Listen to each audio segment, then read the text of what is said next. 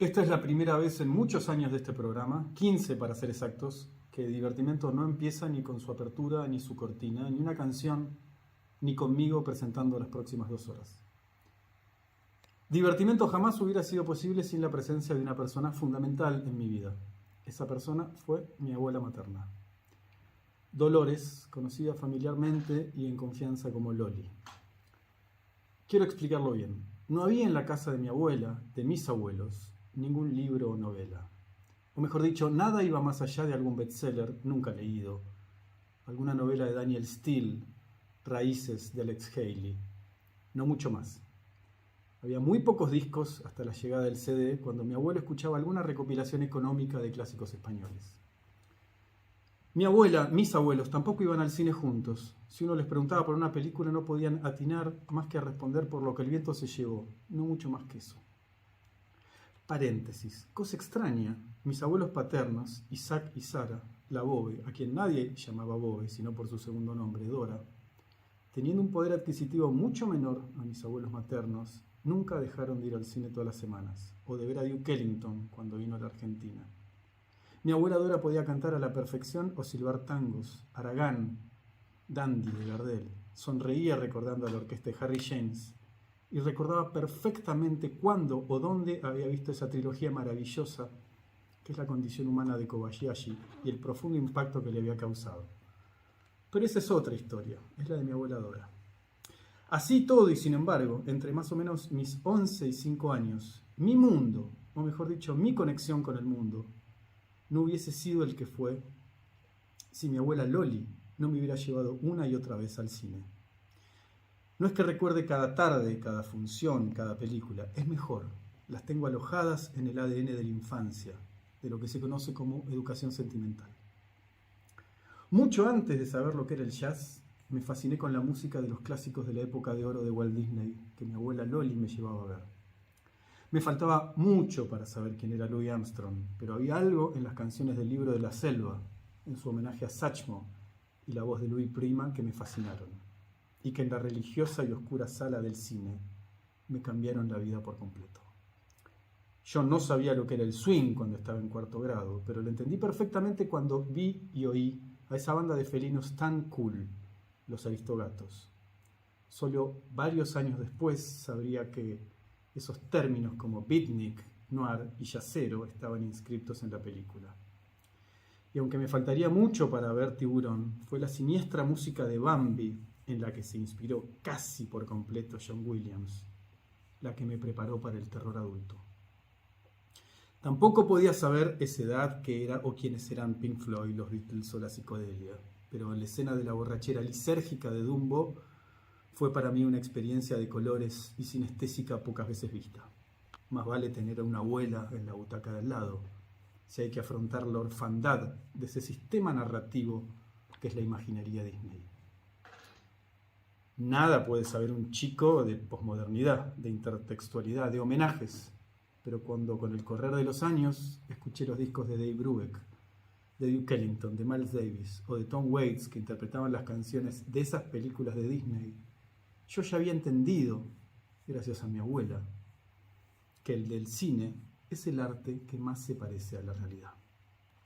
Y me faltaba aún mucho para encarar uno de los textos más fabulosos de la crítica de cine, el Traveling de Capó, en el que desde su comienzo Serge Danet menciona a Bambi, situándola a la par de Vittorio de Sica o de Einstein. Ni mi abuela lo sabía, ni lo supo nunca, ni yo, pero esos años de formación con ella me prepararon para la curiosidad total y entender que el cine era también ver y oír de todo. Cuando ya en mis años de cinefilia descubrí que Pinocho, en la adaptación de Disney, era considerada por los franceses como uno de los films más perturbadores de todos los tiempos, no me sorprendió. Loli, mi abuela, fue una de mis primeras cineclubistas. Sí, cuando empecé a oír jazz, las composiciones de Oliver Wallace, los hermanos Sherman o de George Branch para Blancanieves, Mary Poppins o los 101 Dálmatas, para mí debían pertenecer al mismo mundo de Cole Porter o los hermanos Gershwin, la historia me demostró que no estaba equivocado. En la sala del gigantesco cine Los Ángeles, Corrientes, casi Callao, entre póster del tío Walt y Mickey, fue mi abuela quien me introdujo a ese mundo. Así, mi abuela Loli me enseñó el existencialismo, un existencialismo Disney, un existencialismo de aventuras, de terror, de romance, de música, de historias, de ciencia, de matemática, de acción, de comedia, de jazz, de swing, de erotismo. Quedé deslumbrado cuando vi a la diminuta pero sexy campanita de Peter Pan por primera vez. Todo lo que quiere, aspira, intenta hacer este programa, se lo debo en parte a mi abuela. Y no solo Disney, por solo mencionar algunas películas, Indiana Jones y el Templo de la Perdición o El Último Emperador, también las vi junto a ella.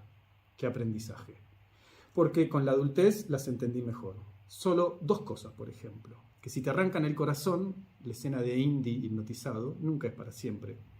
O que se puede descansar y llorar al mismo tiempo sobre los pechos de una mujer, cuando el joven Puyi se dejaba caer tiernamente en su nana, en el film, por supuesto, de Bertolucci. Mi abuela, que no había pasado aproximadamente del segundo grado de una escuela de campo de su Galicia natal, hacía gala de una escritura sin errores de ortografía y poseía una memoria envidiable, una memoria omnívora. No, Condarco al 1400 ya no es Flores, es Villa Santa Rita, y nunca había manejado un auto. A Santucho lo mataron en Villa Martelli, te decía, creo que en la calle Venezuela, sí, que es en el centro de Villa Martelli. Y nunca supo que era Internet, ni Wikipedia, ni Google Maps. Pero no, te digo que viniendo del sur, desde Salta, La Poma está antes que Cachi, unos 180 kilómetros antes, me parece. Y acertaba. Y había visitado el norte de la Argentina hace más de 40 años. De haber querido, mi abuela podría haber sido profesora de historia, de geografía, una profe más antigua que vieja, me la imagino de tapado grueso y verde, con pelo tipo Jackie Onassis. A pocos días de su muerte, mi abuela recordaba todo. Era una memoria minuciosa, detallista, una memoria Filcar, pero también era una rememoración política. Mi abuela Loli, que nunca había sido peronista, pero ciertamente tampoco antiperonista, antes de morir a sus más de 90 años, podía distinguir a un diminuto autoritario antiderechos de extrema derecha a miles de kilómetros. ¿Cómo no iba a olfatear a un enano fascista, mi abuela Loli, que vivió su juventud en la temible España de Franco? Era una mujer ilustrada a fuerza de leer los diarios, costumbre que adquirió de su padre, mi bisabuelo Ramón, forzado a luchar en la Guerra Civil Española. Él le contaba a mi abuela y a sus hermanos que en el campo de batalla y en momentos en que no había superiores, ni coroneles, ni generales, de un lado al otro de la trinchera se gritaban: no disparen a la cabeza, somos todos hermanos.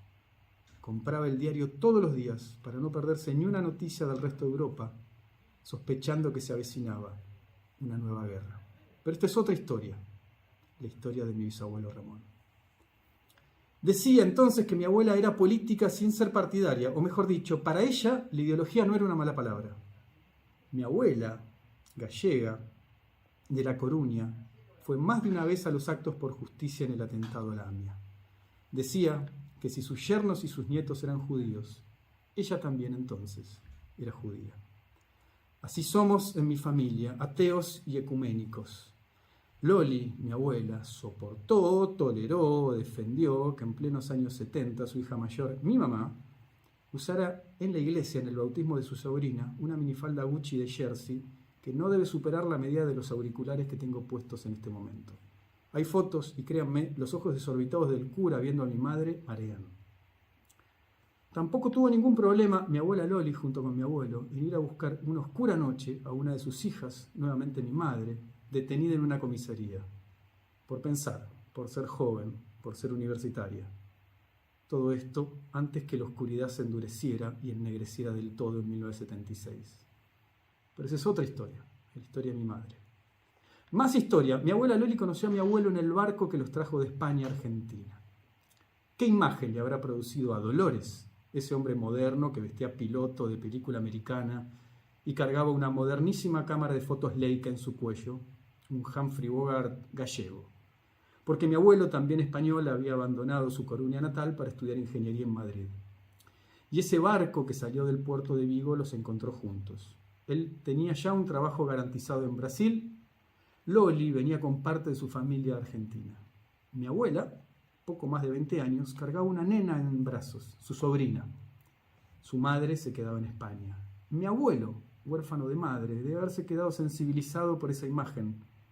Y en algún momento de atravesar las típicas escaleras de aquellos barcos migratorios, por pura galantería le dijo a Loli, mi abuela, «Pásame a la niña que te la sostengo». Así se viajaba en esa época, lento y con niños, por trabajo y no por placer. Reverso perfecto de cómo se viaja ahora. Mi abuela diría que ni peor ni mejor.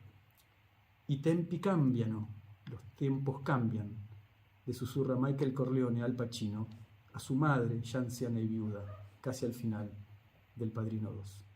Mi abuelo siguió para Brasil, mi abuela Loli se bajó en el puerto de Buenos Aires, pero algo pasó en ese barco y al poco tiempo se casarían por poder. O sea, esa unión en la que uno o ambos, que no se encuentran presentes, son representados por otros. Carta va, carta viene.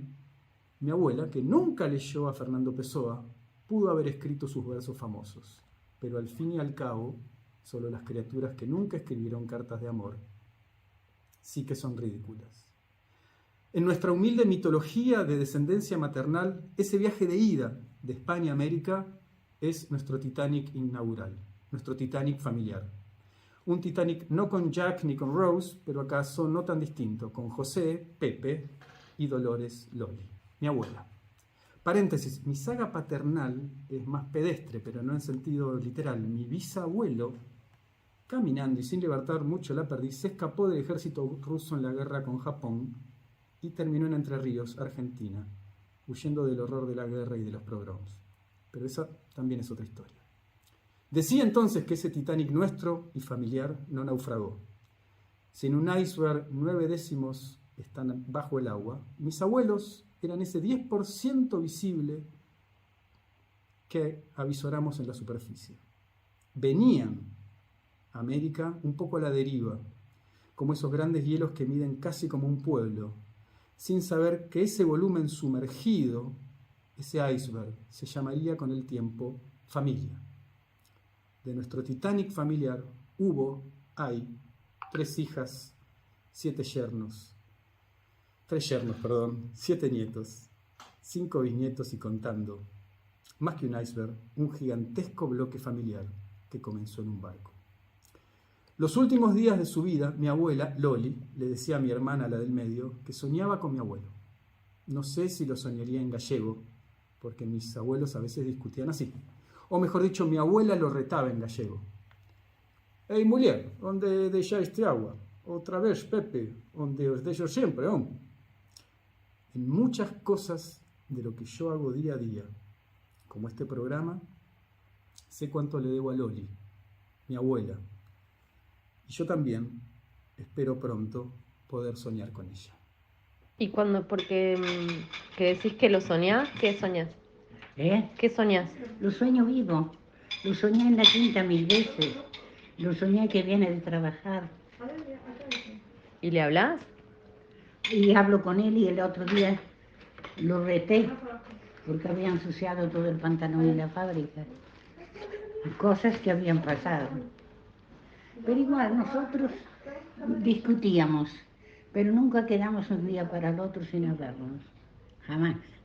Tuvimos, como hay algunos que discuten y quedan varios días sin hablar. Con él no se podía. ¿Por qué? Y porque él te seguía y te pedía perdón y te hablaba y te hablaba.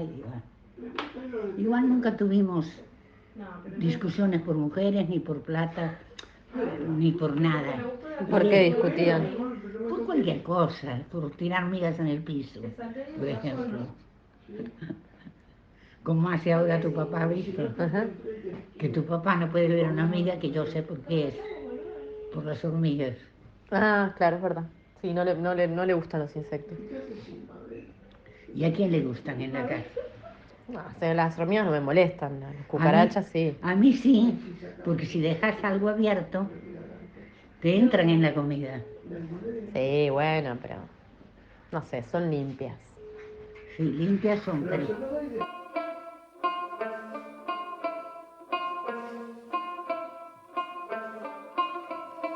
En este puerto sin luz, mis barcos se ahogan al partir.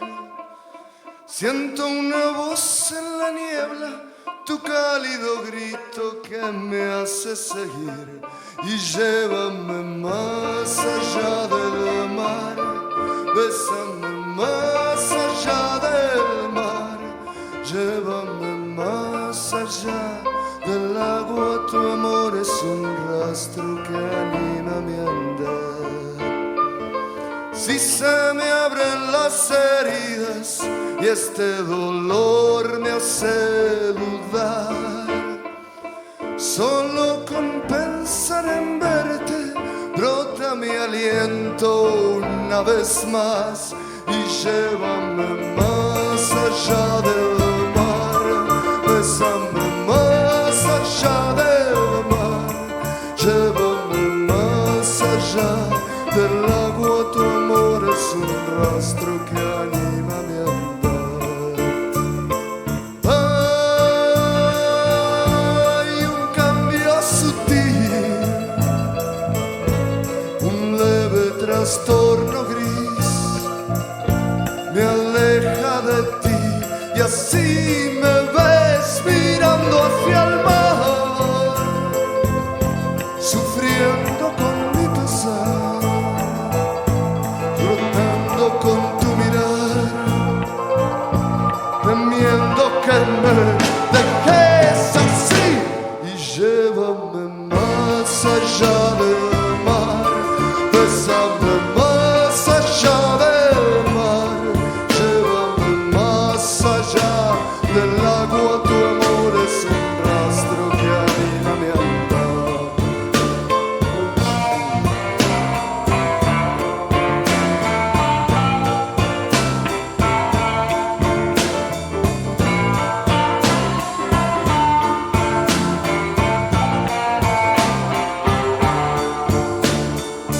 En este frustro país donde los vivos muertos son, quiero torcer mi destino, pretendo tu amor como resurrección y llévame más allá del mar, bésame más allá del mar, llévame más allá del agua, tu amor es un rastro que anima mi andar, tu amor es un rastro que anima mi andar, tu amor es un rastro que anima mi andar.